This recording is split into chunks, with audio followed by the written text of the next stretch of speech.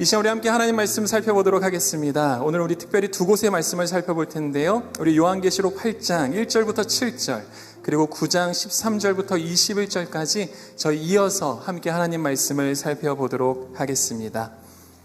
8장 1절 제가 먼저 읽도록 하겠습니다. 일곱 번째 인을 떼시자 30분쯤 하늘에 정적이 감돌았습니다. 그때 나는 하나님 앞에 서 있는 일곱 천사를 보았는데 그들에게 일곱 나팔이 주어졌습니다. 또 다른 천사가 와서 금향로를 들고 제단 앞에 섰습니다.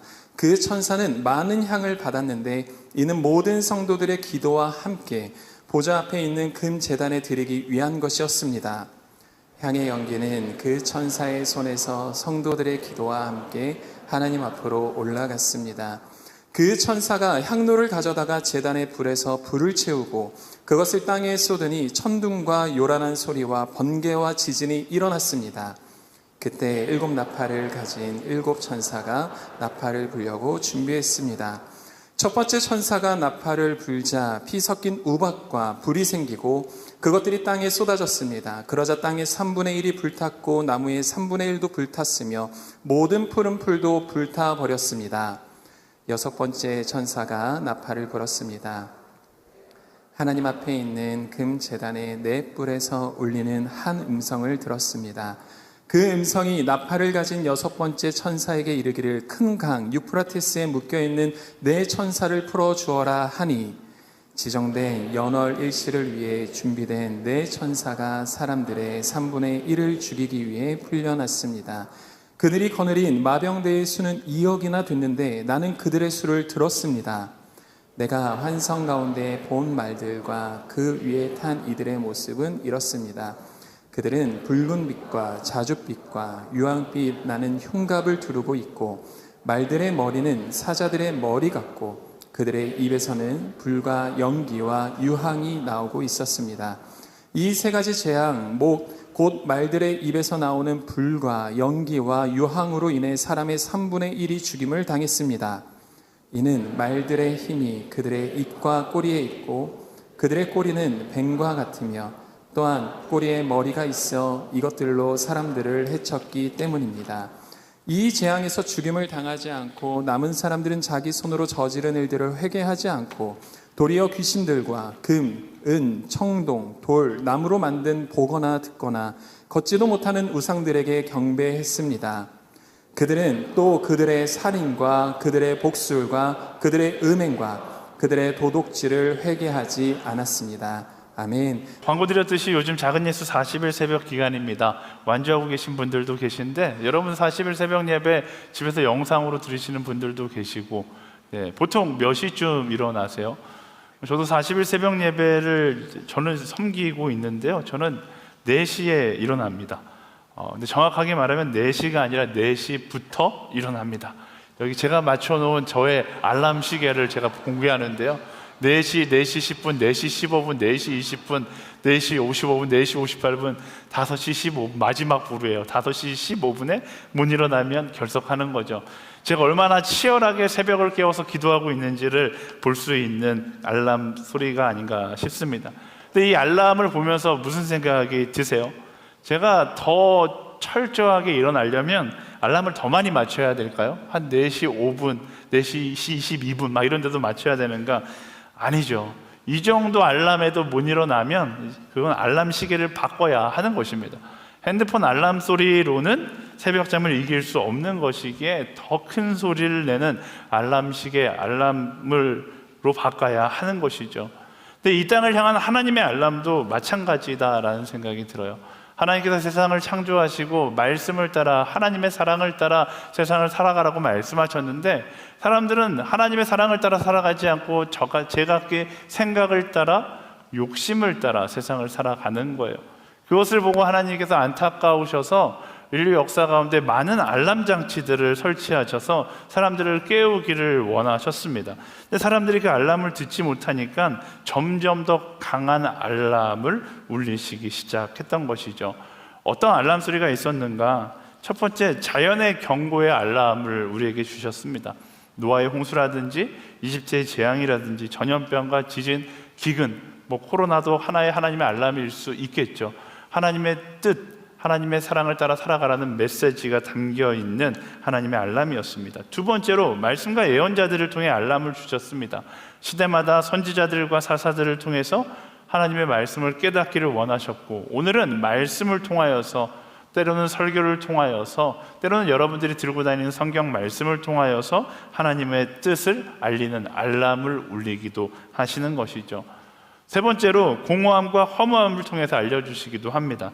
세상을 살다가 보면 어느 순간 우리 인생이 얼마나 공허하고 허무한지를 알게 될 때가 있습니다. 그거 아는 거 자연스러운 거 아니잖아요. 하나님께서 우리 인생 가운데 공허함과 허무함을 통하여 알리시는 거예요.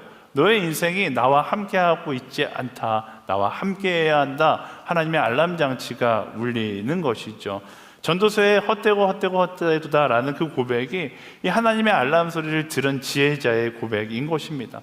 그 밖에도 우리가 설명할 수 없는 양심의 알람도 있습니다. 또 우리가 설명할 수 없는 감동의 알람도 있죠. 그중 단연 가장 강력한 알람은 예수 그리스도 십자가 사랑의 알람이었을 겁니다. 십자가에서 그 사랑의 알람을 통해 우리가 죄인됨을 깨닫고 하나님께로 돌아오기를 원하셨었던 하나님의 마음이 담겨져 있었던 알람입니다. 이 알람은 역사 속에서도 울렸지만 오늘 우리 가운데도 끊임없이 울리고 있는 것이죠. 근데 그것을 듣지 못하면 어떻게 되는가? 그 알람이 경고하고 있는 인생의 마지막을 마주하게 되는 것입니다. 요한계시록은요, 그 알람을 듣지 못한 채 하나님을 떠나 살아가는 사람들이 마주하게 될 마지막에 만날 거대한 알람을 기록하고 있는 성경입니다. 그중 오늘 우리가 보게 될 8장과 9장은 그 알람 중에서도 굉장히 큰 소리의 알람을 기록하고 있는 것이죠.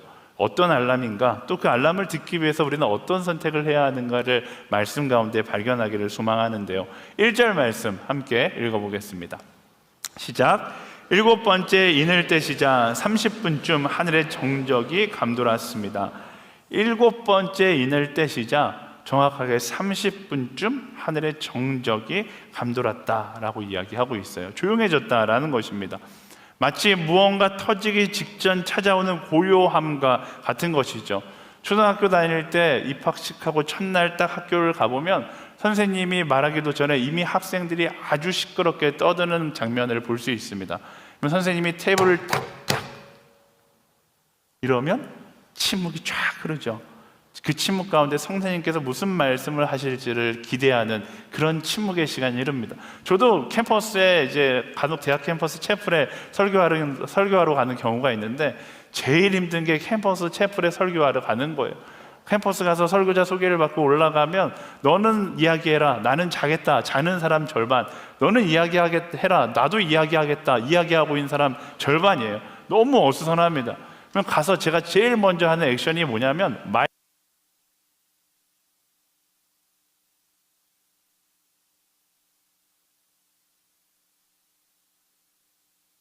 하기 시작합니다.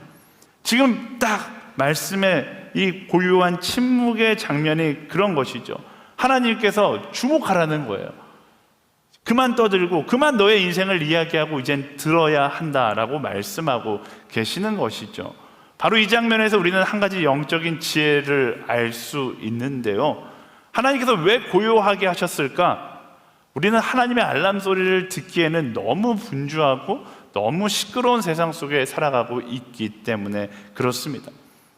하나님의 소리가 들리지 않을 만큼 나의 욕심의 소리를 내고 있고 세상의 성공을 향한 비명소리, 서로가 옳다고 이야기하는 우리가 스스로 착각하는 정의의 소리를 외치고 있고 쾌락의 소리를 외치며 유튜브와 뉴스, 취업 걱정과 연애 고민에 여러 가지 소음으로 인하여서 하나님의 음성을 듣기가 힘든 상황 가운데 있는 것이죠. 그러자 하나님께서 고요하게 집중을 요구하시는 장면인 거예요. 우리가 집중하지 않고서는 하나님의 음성을 들을 수 없는 것입니다. 굉장히 유명한 이야기인데요. 아마존에 있을 때 선교사님이 길을 잃어서 이제 아마존에서 고아가 되신 적이 있어요.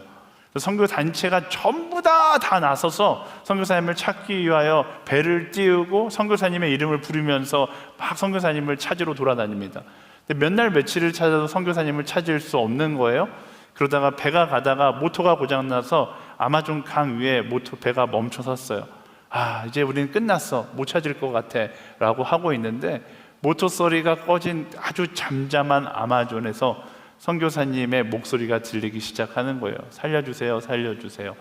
왜 선교사님의 소리를 듣지 못했는가? 그들은 찾고자 하는 너무 뜨거운 열정을 가지고 모터를 켜고 선교사님의 이름을 외쳤지만 정작 자기가 만들어내는 소음 때문에 선교사님의 소리를 들을 수 없었던 것이죠. 이런 이야기가 주는 메시지가 무엇인가? 하나님의 알람 소리를 듣기 위해서는 먼저 고요함이 필요하다라는 것입니다. 하나님의 중요한 메시지를 듣기 위해서는 내 욕심의 소리도 끄고, 때로는 세상 가운데 막 크게 외치는 정의의 소리들도 내려놓고, 쾌락과 헛된 사랑의 소리들도 내려놓고 잠잠히 하나님의 소리에 귀 기울이는 시간이 필요하다라는 것입니다. 가장 극단적으로 다 내려놓을 수 있는 자리가 바로 사실 선교지예요. 저는 여러분들에게 그래서 선교지를 나가라고 이야기하고 싶습니다. 말라이를 가시는 선교사님도 이제 경험하시게 되는 거예요. 선교지에 가면 이제 문명 국가에서 대한민국 모든 게 다 빠르고 모든 게 생각하면 다 오잖아요. 컴퓨터 몇 번 두들기면 음식도 바로 배달 오고, 이런 곳에서 살다가 문명이 없는 그 선교지나 정글에 가서 살다 보면 한 3주 동안은 죽을 것만 같습니다. 거의 대부분 똑같은 반응이에요. 3주 동안에는 미칠 것만 같아서 우울증이 막 찾아오기 시작합니다. 3주가 지나면 적응이 되고 변화가 찾아오기 시작하는데, 어떤 변화가 찾아오기 시작하는가? 세상의 소리가 들리지 않으니까 하나님의 음성이 들리기 시작하는 거예요. 내 옆에 계시는 하나님과 동행하고 있다라는 것을 알게 되는 것입니다. 그래서 저는 청년의 시기 때 여러분의 인생의 11조를 구별해서 선교지 나가게 되는 것을 소망합니다. 왜? 여러분의 인생 가운데 하나님의 음성을 들을 수 있는 가장 강력한 훈련 장소가 바로 선교지이기 때문에 그렇습니다. 물론 선교지에서만 가능한 것은 아닙니다. 내가 살고 있는 오늘 나의 자리에서도 가능하고 필요한 것이죠. 내 욕심의 소리가 없는 시간, 세상의 소리, 헛된 소리들이 사라지는 시간을 나의 삶 가운데 분명히 가질 수 있어야 하는 것이죠. 그게 바로 기도의 시간입니다. 근데 여기서 말하는 기도는 우리가 생각하는 일방적으로 쏟아붓는 기도랑은 달라요. 저는 많은 사람들이 기도에 대해서 생각할 때 그냥 일방적으로 하나님께 쏟아붓는 것을 기도의 전부라고 생각하는 그런 착각에서 벗어나기를 원합니다. 많은 사람들이 하나님 앞에 할 말 다 하고 다 했으니까 속이 너무 시원한 거야. 기도 잘했다. 그러고서 그 시원한 기분을 응답받았다라고 착각하는 경우가 있는데, 기도의 응답은 인터랙션이 있어야죠. 하나님의 음성을 듣는 시간이 분명히 필요한 것입니다.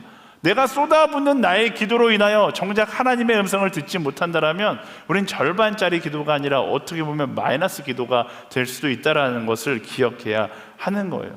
그래서 오늘 저는 두 가지 기도를 추천하고 싶은데, 첫 번째, 새벽을 깨워서 기도해야 한다라는 것입니다. 왜요? 새벽은 나의 욕심이 눈뜨기 전의 시간이기 때문에 그래요. 저는 이제 청년들과 이야기할 때 새벽 기도가 너무 중요하다, 극단적으로 보면 밤에 하는 기도보다 새벽 기도가 훨씬 더 중요하다. 왜? 새벽은 하나님의 음성을 듣기에 너무 최적화된 시간이거든요. 내 욕심이 눈뜨기 전이기 때문에 일단 할 말도 없어요. 잠잠히 고요히 하나님의 음성에 귀를 기울이다 보면 말씀하신 하나님의 음성을 들을 수 있습니다. 저녁에 기도할 때는 오늘 하루 살아왔던 힘든 게 너무 많아요. 주변 친구들하고 이야기 다 못하니까 교회에 와서 기도하면서 다 하나님께 쏟아붓다 보면 정작 하나님의 이야기를 들을 수 있는 시간을 놓칠 때가 너무나 많거든요. 그래서 우리는 하나님의 알람 소리를 듣기 제일 좋은 시간, 새벽을 깨워서 기도하는 습관을 갖는 것이 너무나 중요합니다. 두 번째, 경청하는 기도를 할 수 있어야 하는 것입니다. 말씀드렸듯이 나만 말하는 게 아니라 하나님께서 말씀하시는 것을 듣기 위해서 잠시 나의 소리를 멈추고 하나님께 귀 기울이는 시간을 가질 수 있어야 하는 것입니다. 그럼 제일 좋은 기도는 무엇일까요? 이 두 가지를 다 합친 거죠. 새벽을 깨워서 경청하는 기도를 해야 하는 것입니다. 저는 이 청년의 시기 때 새벽을 깨워 하나님의 음성을 듣기 위하여 경청할 수 있는 그런 시간들을 갖게 되기를 예수님의 이름으로 축원합니다. 아멘. 아멘. 제가 어제 이 말씀을 준비하는데, 제가 어저께 한 커플 결혼식에 주례를 보고 왔거든요. 이 커플이 바로 이 새벽을 깨워 기도하다 하나님의 알람 소리를 듣고 결혼한 대표적인 커플이라 허락도 안 받고 그냥 넣었어요. 네. 굉장히 오랜 시간 저희 SNS 공동체 리더십으로 섬겼던 두 사람인데 서로가 서로를 알고 지냈지만 연인인지 몰랐다는 거예요. 그러고서 2년 전에 40일 새벽 예배를 저도 아직도 기억해요. 주구장창 같이 나오더라고요. 여러분, 세상의 이치로 보면 커플이 되려면 새벽에 만나면 안 됩니다. 왜? 너무 내추럴한 상태이기 때문에 그래요. 이 선화자매가 원래 잘 꾸미지 않지만 새벽에는 저래도 될까 할 정도로 너무 내추럴하게 나오는데, 네, 우리 이삭 형제랑 아주 딱 붙어서 다니더라고요. 붙어서 다니다 보니까 무엇을 듣는 거예요? 새벽에 하나님의 띵동 소리를 듣는 거죠. 이 사람이다. 그래서 두 사람이 만나서 어제 결혼을 했어요. 제가 어제 주례를 하고 설교를 준비하면서 제 마음 가운데 한 가지 확신이 들었습니다. 오늘 교회 새벽 예배를 홀리스타를 커플 매칭의 메카로 만들어야겠다라는 생각이 들었어요. 많은 사람들이 그런 고민을 해요. 왜 나는 짝꿍을 만나지 못하는가? 저는 어제 제가 이 질문에 답을 해보려고, 왜 청년들은 짝꿍을 만나지 못하는가? 근데 제 마음 가운데 드는 답은 이거예요. 간절함이 부족하다라는 겁니다. 저는 진짜 간절히 제 짝꿍을 원하는데요.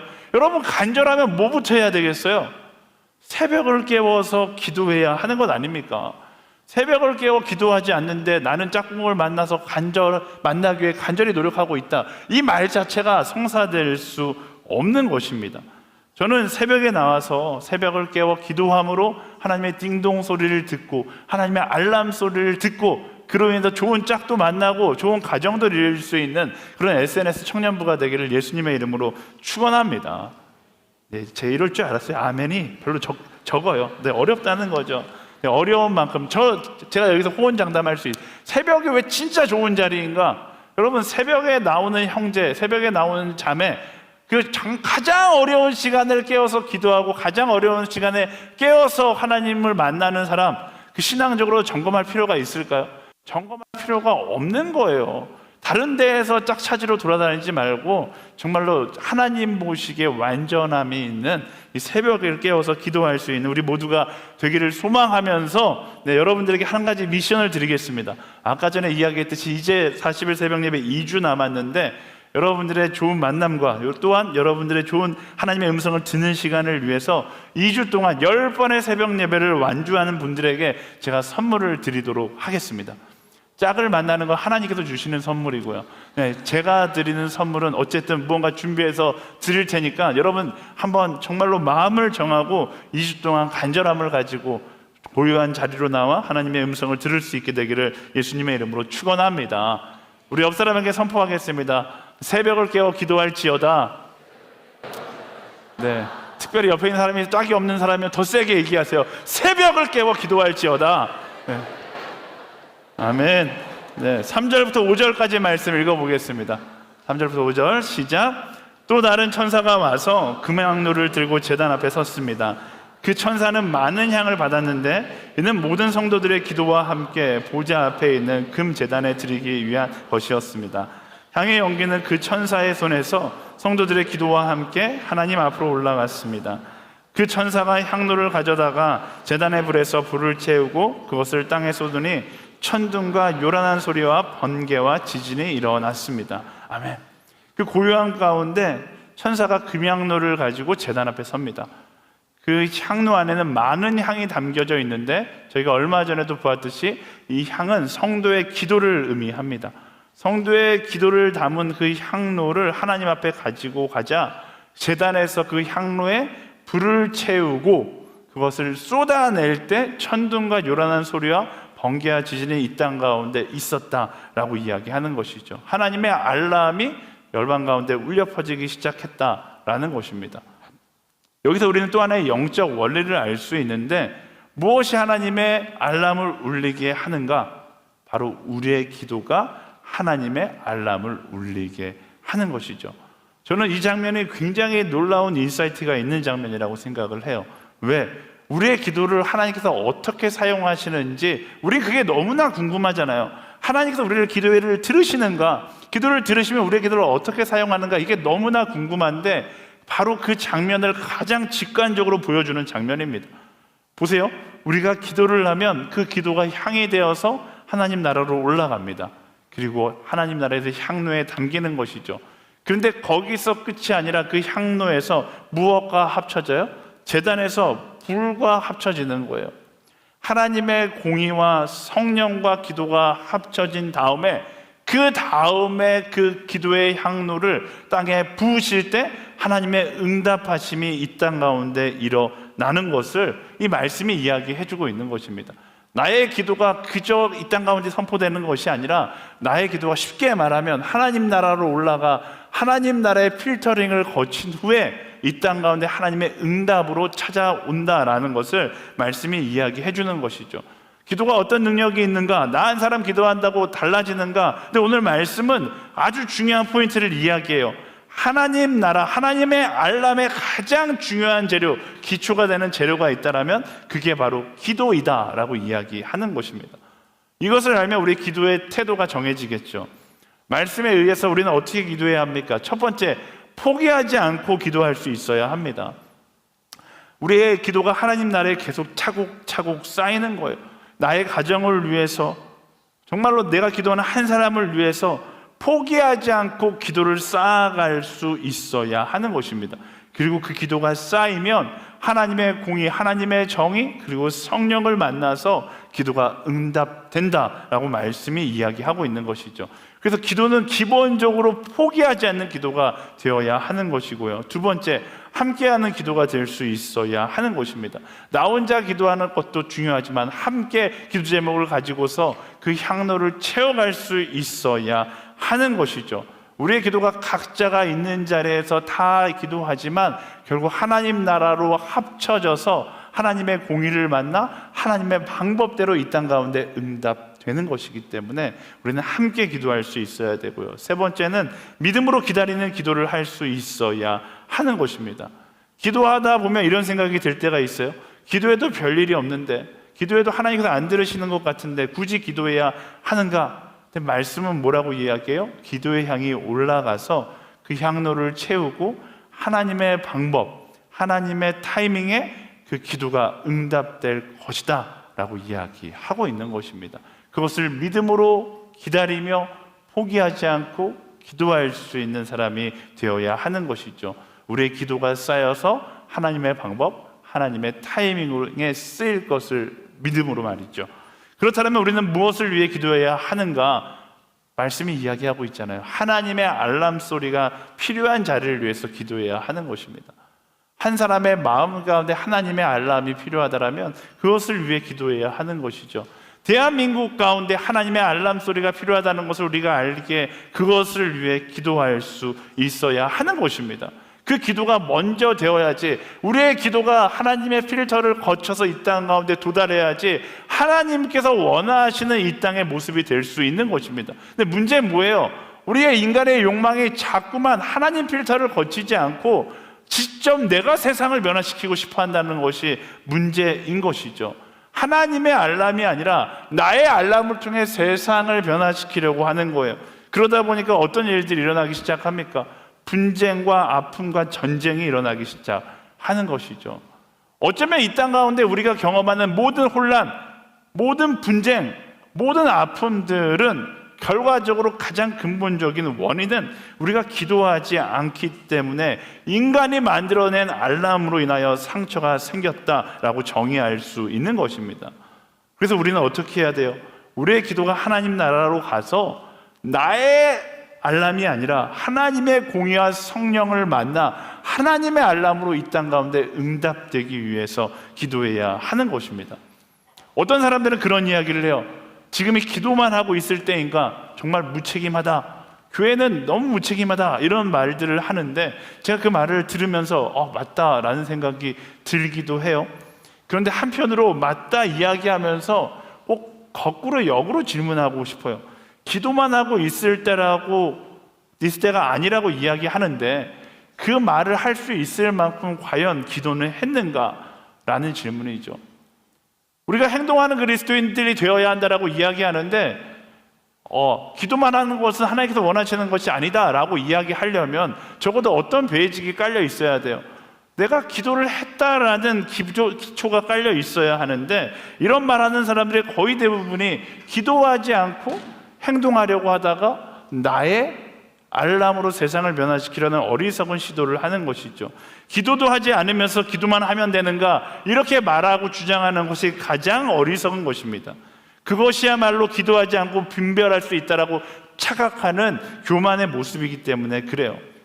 물론 기도만 하고 행동하지 않는 것은 어리석은 것이 맞습니다. 하지만 그것은 기도하는 사람이 할 수 있는 말이지, 기도하지 않는 사람이 판단하고 말할 수 있는 것은 아니다라는 것입니다. 저는 이 나라와 이 민족을 위해서 우리가 반드시 기도해야 한다라고 생각해요. 물론 우리의 목소리를 내야 하겠죠. 하지만 우리의 목소리를 내는 것보다 항상 먼저 되어야 하는 것은 반드시 기도해야 된다라는 것. 똑같아요.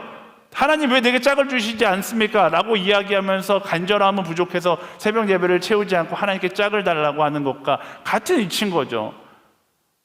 하나님께서 세상을 변화시키기를 원하시는데 정작 기도의 자리는 차고 있지 않으면 하나님의 잘못일까 우리의 잘못일까를 돌아볼 수 있어야 합니다. 여러분, 한국교회가 언제부터 위기가 찾아왔습니까? 아니, 한국 사회가 언제부터 위기가 찾아왔습니까? 기도의 자리가 비워져 가면서부터 위기가 찾아오기 시작했어요. 우리는 기도가 필요한 시기이고 이 시대 가운데 정의가 필요한 시기다라고 이야기는 하는데, 정작 기도의 자리는 여전히 비워져 있는 것을 보게 됩니다. 그렇다면 기도만 하고 있는 것이 무책임하다라고 이야기할 수 있을까요? 먼저 우리가 기도의 자리를 찾아 그 기도의 자리를 채울 수 있어야 하는 것입니다.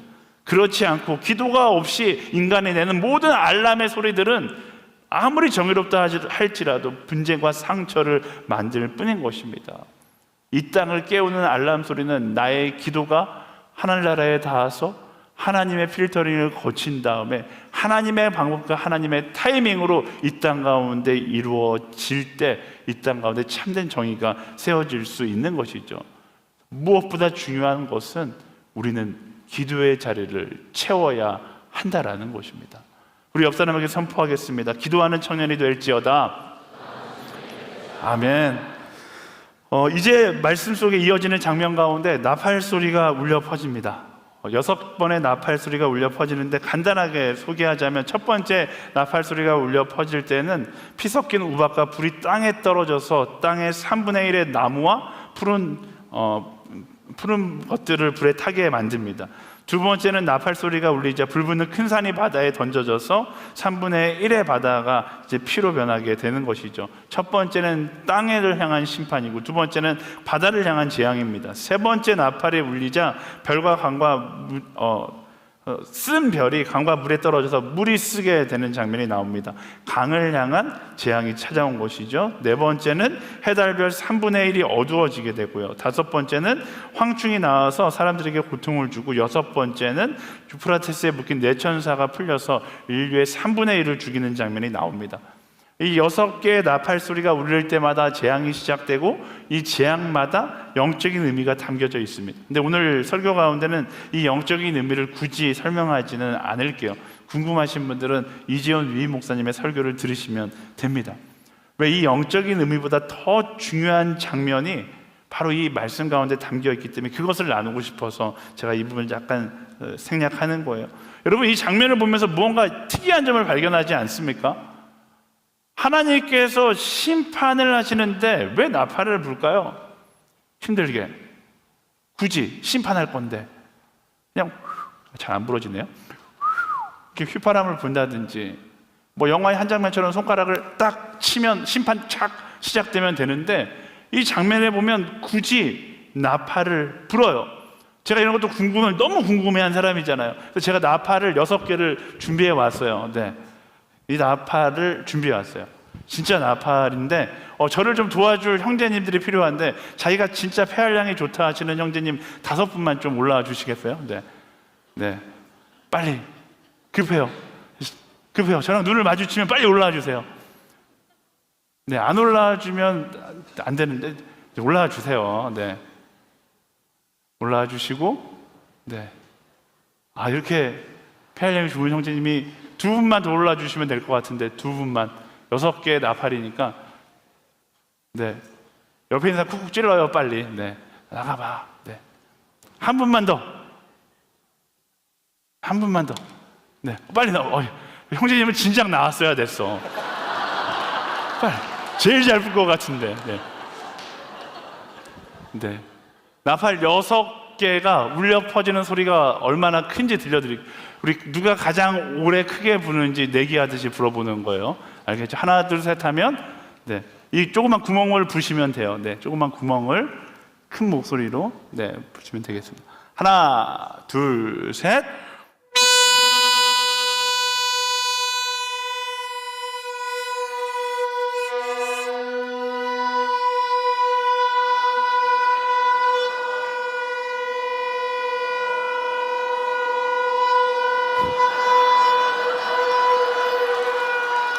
와, 우리 박수 한번 칠까요? 네. 네, 감사합니다. 네, 나팔은 선물로 드릴게요. 가지고 내려가셔도 되겠습니다. 선물로 드릴게요. 네. 여러분, 딱 나팔 소리가 울려 퍼지자 이 앞에 계신 분들의 반응이, 표정이 굉장히 일그러지면서 귀를 막는 거예요. 너무 시끄러운 거죠. 엄청 시끄러운 거예요. 왜 이렇게 시끄럽게 하시는 것일까? 여러분, 그냥 손가락 치고 휘바람 불면 되는데 굳이 천사들 힘들게 굳이 시끄럽게 나팔을 부는 거예요. 목적이 다른 곳에 있는 것이죠. 목적이 심판하는 곳에 있는 것이 아니라 목적이 그들이 깨달아 알게 하는 데 있기 때문에 굳이 이 나팔을 불어서 알게 하시는 거예요. 굳이 이 나팔을 불어서 마지막 때가 오고 있음을 알려주시는 것이죠. 이 나팔 소리는 심판의 나팔 소리가 아니라 하나님의 사랑의 나팔 소리인 거예요. 지난주 제가 설교했을 때 14만 4천만큼 사랑하신 하나님에 대해서 이야기했잖아요. 마찬가지예요. 죽음을 향해 돌진해가고 있는 인류를 향해서 하나님께서 나팔을 부시는 거죠. 더 크게, 더 멀리. 그러면서 뭐라고 말씀하시는 거예요? 7번이 아니라 14만 4천 번이라도 너희가 내게 돌아올 수 있다면 나는 이 나팔을 불겠다라고 말씀하시는 것입니다. 그래서 하나님의 나팔 소리를 들을 때 우리가 해야 하는 선택은 도망치거나 무시하는 것이 아닙니다. 양이 주인의 나팔 소리를 들으면 주인이 있는 집으로 돌아가듯이 우리도 하나님의 알람 소리, 하나님의 나팔 소리를 듣는다라면 하나님께로 돌아갈 수 있는 사람이 되어야 하는 것입니다. 오늘 우리의 삶 가운데 하나님의 나팔 소리는 끊임없이 계속해서 울려 퍼지고 있어요. 특별히 우리가 하나님께서 원하시지 않는 좋지 않은 길을 걸어갔을 때 그때 하나님께서 부르시는 거예요. 설교 시간에 졸고 있으면 부시는 거죠. 하나님께서 기뻐하지 않는 악의 길을 걸어갈 때마다 하나님은 끊임없이 이 나팔을 불고 계세요. 그런데 우리의 욕심의 소리가 너무 크다 보니까 하나님의 나팔 소리를 듣지 못하는 것이죠. 나의 욕심의 소리를 내려놓고 하나님의 나팔 소리를 듣고 하나님께서 부르시는 그 자리로 나아갈 수 있는 사람이 되어야 하는 것입니다. 근데 오늘 말씀은 충격적인 결론을 이야기해요. 9장 20절과 21절 말씀 함께 읽어보겠습니다. 시작. 이 재앙에서 죽임을 당하지 않고 남은 사람들은 자기 손으로 저지른 일들을 회개하지 않고 도리어 귀신들과 금, 은, 청동, 돌, 나무로 만든 보거나 듣거나 걷지도 못하는 우상들에게 경배했습니다. 그들은 또 그들의 살인과 그들의 복술과 그들의 음행과 그들의 도둑질을 회개하지 않았습니다. 아멘. 뭐라고 말씀하고 있어요? 나팔 소리를 들었음에도 불구하고 회개하지 않고 오히려 우상들을 경배하고 더 큰 욕심과 본성을 따라갔다라고 말씀은 이야기하고 있습니다. 하나님의 나팔 소리를 하나님의 알람이 아니라 그냥 하나님의 심판, 하나님의 재앙으로 여겼기 때문에 어떤 선택을 하는 거예요? 이 나팔 소리가 너무 크니까 오히려 이 나팔 소리보다 더 큰 사단의 소리에 내 마음을 빼앗긴 채 살아갔다라고 말씀이 이야기하고 있는 것입니다. 이게 얼마나 어리석은 모습입니까? 하나님의 나팔 소리가 분명히 돌아오라고 이야기하고 있는데 그 하나님의 사랑의 나팔 소리를 듣지 못한 채 더 큰 욕심, 더 큰 우상을 경배하는 어리석음을 범하고 있는 것이죠. 사랑하는 여러분, 이런 어리석은 무리에 우리가 합류되지 않게 되기를 예수님의 이름으로 축원합니다. 하나님의 나팔 소리는 마지막 때를 알리는 나를 부르는 나팔 소리예요. 다른 사람을 향한 나팔 소리가 아닙니다. 우리를 심판하겠다는 하나님의 경고의 나팔이기 이전에 우리를 돌아오라고 말씀하시는 하나님의 나팔 소리라는 것을 우리는 기억해야 합니다. 하나님의 나팔 소리는 우리를 깨우는 나팔 소리고, 하나님의 나팔 소리는 회개의 때를 알리는 나팔 소리인 것입니다. 때로는 말씀 가운데 그 나팔 소리가 울려 퍼지겠죠. 때로는 여러분들이 묵상하는 큐티 가운데 그 말씀이 나팔 소리가 울려 퍼질 수 있습니다. 그거에 무감각해져서는 안 되고요, 예민하게 그 나팔 소리를 듣고 하나님께로 나아갈 수 있어야 하는 것입니다. 하나님의 나팔 소리는 지금도 곳곳에서 울려 퍼지고 있습니다. 이 나팔 소리는 심판의 소리가 아니라 우리를 돌아오라고 말씀하시는 하나님의 사랑의 나팔 소리라는 것을 기억해야 하는 거예요. 제가 오늘 이 나팔을 가지고 여러분들 앞에서 굳이 시끄러워하고 있는데 계속 불고 있는 이유는 무엇이냐면, 여러분의 일주일의 삶 가운데 이 나팔 소리가 귀에 맴돌기를 원하는 마음이에요. 제가 GPT한테 제 얼굴을 입력하고서 나팔을 불고 있는 그림을 만들어 달라니까 나팔을 부는 게 아니라 무슨 병나발을 불고 있는 듯한 그림을 만들어 줬어요. 어쨌든 하나님께서 여러분들이 악한 길을 걸어가고 하나님께서 원하지 않는 길을 걸어갈 때 하나님은 분명히 여러분들을 향해서 나팔을 불고 계십니다. 나팔 가지고 가신 형제님들, 나팔을 한번 펼쳐보시겠어요? 자, 자리에서 일어나서 나팔을 펼쳐서, 제가 무슨 말하면 여러분들은 경고의 나팔을 그 자리에서 불어보는 거예요. 이렇게 시킬 줄 몰랐죠? 선물로 준 게 다 계획이었어요. 제가 이야기해 보겠습니다. 여러분의 인생 가운데 절망이 엄습해오는 순간이 있어요. 당연한 게 아니에요. 그 순간마다 하나님의 나팔 소리가 울려 퍼집니다. 어디에 좀 힘차게 좀 불러보세요. 여러분 마음 가운데 세상을 살다가 보면 질투의 마음이 찾아올 때가 있어요. 그걸 당연하게 여기서는 안 돼요.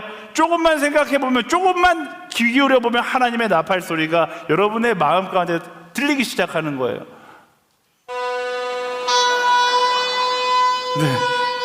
형제님들, 음란함이 내 마음을 급습할 때도 마찬가지예요. 당연한 것이 아닙니다. 하나님이 침묵하고 계시지 않아요. 음란함의 급습을 받았을 때 여전히 하나님께서 여러분들의 마음을 깨우게 하려고 나팔을 불고 계시는 거예요. 마찬가지죠. 중독이 나를 삼키려고 했을 때 마찬가지예요. 하나님께서 그 중독에 빠지면 안 된다고 돌아오라고 나팔을 불고 계시는 것입니다. 점점 힘이 빠져가는 것 같아요. 어쨌든 여러분, 나를 너무나 사랑하신 하나님께서 하나님의 마음을 잃어버리고 세상을 사랑하려는 순간 하나님은 절대로 침묵하고 계시지 않아요.